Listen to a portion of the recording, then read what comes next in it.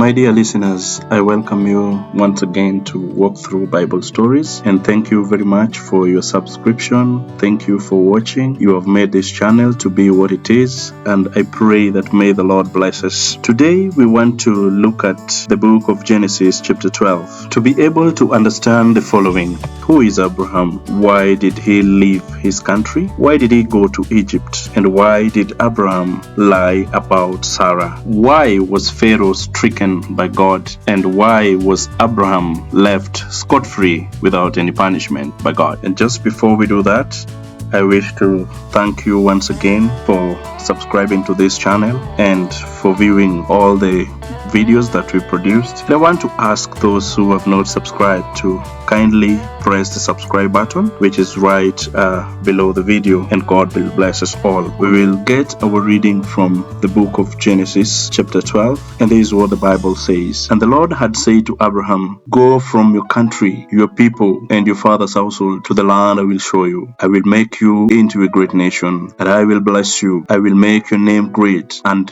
you will be a blessing. I will bless those who bless you, and whoever curses you I will curse, and all the peoples of the earth will be blessed through you." So Abraham went as the Lord had told him, and Lot went with him. Abraham was 75 years old when he set out from Haran. He took his wife Sarai, his nephew Lot, all the possessions that they had accumulated, and the people they had acquired in Haran, and they set out for the land of Canaan, and they arrived there. Abraham traveled through the land as far as the site of the great tree of Moreh at Shechem. At the time the Canaanites were in the land, the Lord appeared to Abraham and said, "To your offsprings I will give this land." So he built an altar there to the Lord who had appeared to him. From there he went on towards the hill east of Bethel and pitched his tent, with Bethel on the west and Ai on the east. There he built an altar to the Lord and called on the name of the Lord. Then Abraham set out and continued towards Negev. Now there was a famine in the land, and Abraham went down to Egypt to live there for a while, because the famine was severe. As he was about to enter Egypt, he said to his wife Sarai, "I know what a beautiful woman you are. When the Egyptians see you, they will say,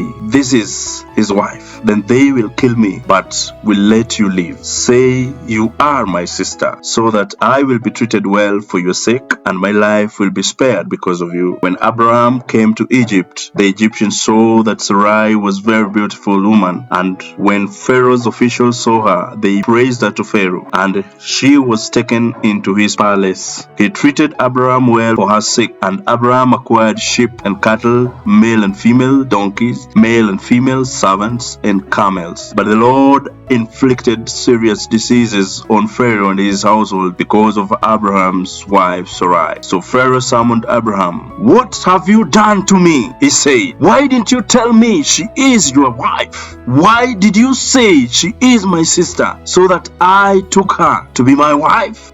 Now then, here is your wife. Take her and go." Then Pharaoh gave orders about Abraham to his men, and they sent him on his way with his wife and everything he had. Children of God, many a times the Lord has spoken unto us, and when we begin to do the will of God, we encounter difficulties. This was the same with Abraham, and at such a time it is very easy for us to forget that God has promised to be with us till the end. Somewhere along the line we feel like we can't devise ways and means to help God. This is the genesis of the saying that God helps those who help themselves. It is a big lie, yet we have believed it for many decades now. The Bible speaks to us and tells us in the book of Proverbs chapter 3:5 that trust in the Lord with all your heart and lean not in your own understanding. That is what it means when we are called upon by God, that we all need to trust in the Lord.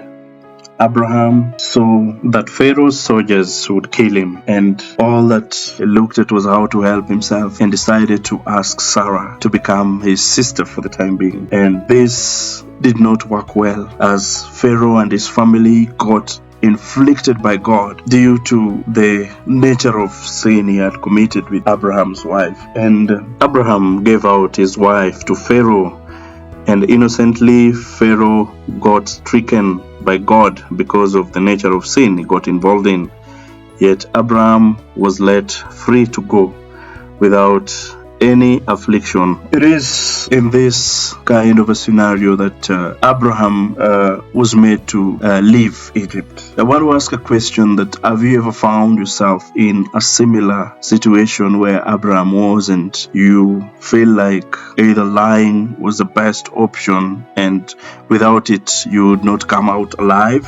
Let me know where you're watching from, and on the comment section write to us your short story, and God will bless us. And do not forget to press the subscribe button, and may the Lord bless us even as you await the upcoming series regarding Abraham. God bless and thank you.